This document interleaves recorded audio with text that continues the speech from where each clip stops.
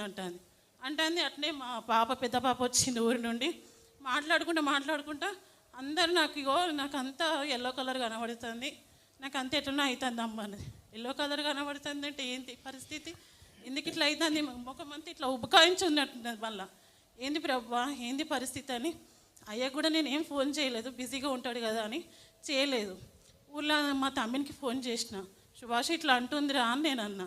అని అంటే yellow colour అంటే అక్క నేను ప్రేయర్ చేస్తా కళ్ళు మూసుకో అని అన్నాడు. అని అంటే ఇక ఆడ ప్రేయర్ చేస్తూ ఉన్నాడు, నేను కూడా కళ్ళు మూసుకున్నా, నీళ్ళు తీసుకొని ప్రేయర్ చేస్తా, నీళ్ళు పట్టుకో అక్క అన్నాడు. పట్టుకున్నా, ప్రేయర్ చేస్తాడు. వాడికి అట్లా చేసుకుంటూ భాషలకు పోయి భాషలతో సూచించుకుంటూ ప్రేయర్ చేసిండు.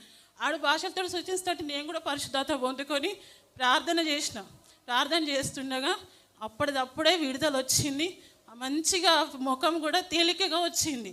వచ్చినాక ఏమైంది భాష అంటే అక్క అది చీకటి శక్తులు అక్కడ ఆవరించి ఉన్నాయి, ఆమెను ఆవరించాలని చూస్తున్నాయి, ఇప్పుడే విడుదల వచ్చిందక్క, ఏం భయం లేదు, మీరు చర్చి ఉన్నది అంటారు కదా చక్కగా చర్చికి వెళ్ళు అని ఆమెను తీసుకొని వెళ్ళి ఇంటికి